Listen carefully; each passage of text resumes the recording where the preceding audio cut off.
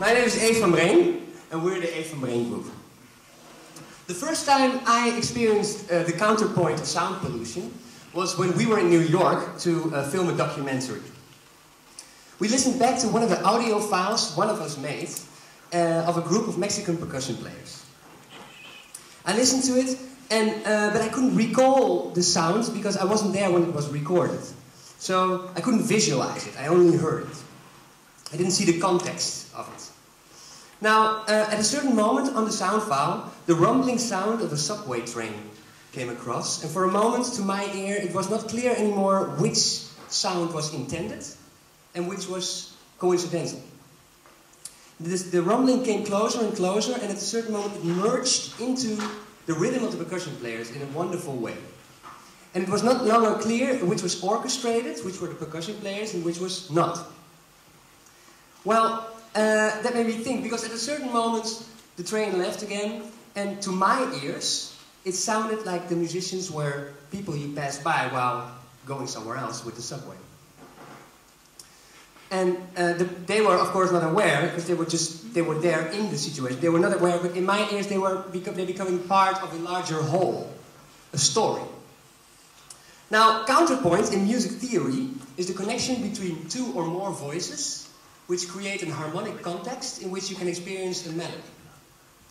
So, and urban sounds create a context as well. And by analyzing those sounds, and maybe even changing it, you can add an extra layer to it. Now let's summarize. Imagine you hear someone sawing. Instead of just experiencing the sound, and maybe even be annoyed by it, you can also try to think further, like who is sawing what? What is the causality of the sound?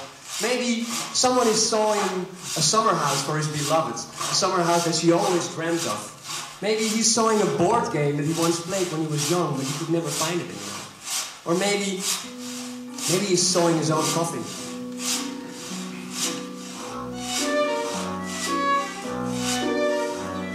They're all playing games throughout their lives. It's part of their nature, it's part of their lives.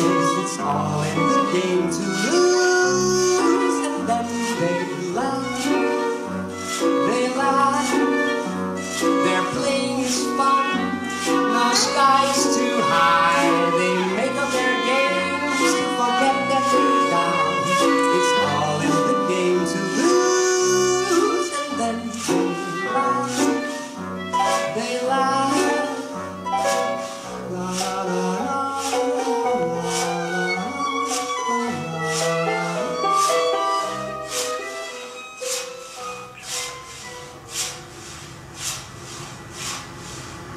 My wife and I, we live in a beautiful house in the center of the ambient. It's a house of 1680 and our bedroom is in the attic. And it's a very romantic bedroom since it looks a little bit like the cabin of a boat. The only downside is that the isolation of it, sound-wise, is very poor since it's such an old house. So we're disturbed constantly by all kinds of city noises which try their best to keep us from sleeping. Now Eva, my wife, and me, we found a way to actually use those sounds to fall asleep. We imagine that the wheels of the cars on the bricks, they represent waves in the sea. We imagine the sound of screaming people or police sirens is the sound of seagulls fighting for a fish. We imagine the sound of the street workers is the sound of an old wooden sailboat. And by imagining that, we almost feel our bed gliding on the waves of the sea, and we fall into the most fantastic dreams.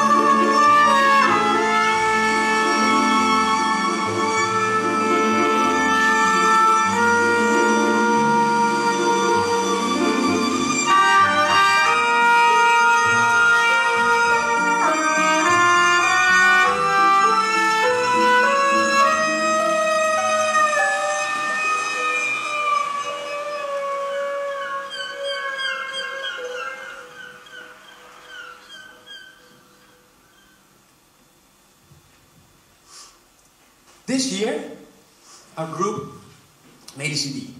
And next to the CD, we wanted to make a very luxurious special edition box.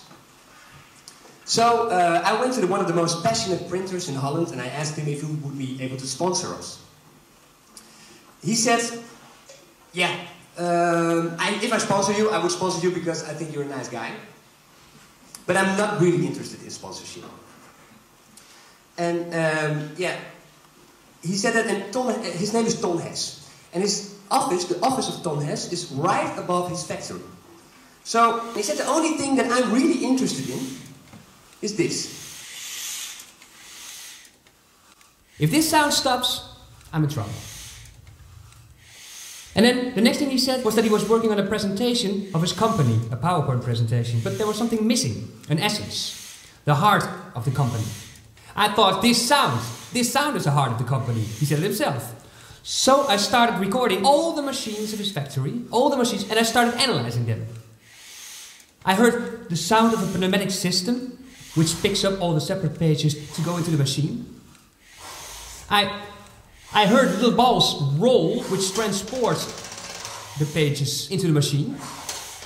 I heard the sound of the press putting the ink on the paper, and I heard all kinds of different sounds. And I started to compose a soundtrack to all these sounds. A soundtrack to his factory, and a soundtrack to our box and the presentation.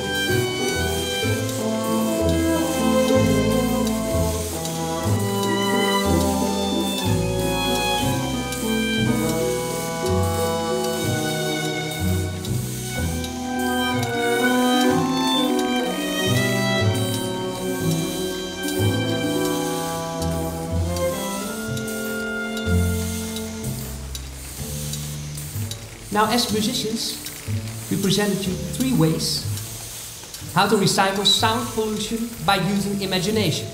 Counterpoint in music theory is the connection between 2 or more voices, creating a harmonic context in which you can experience a melody. All sounds around us create a context as well. All sounds around us are potential instruments, and everyone, all the people on the planet, are potential composers of an urban symphony.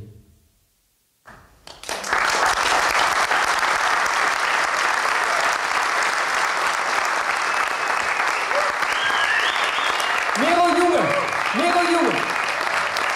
Status l.e.d-lamp. Carsounds, Eef van Breen Group.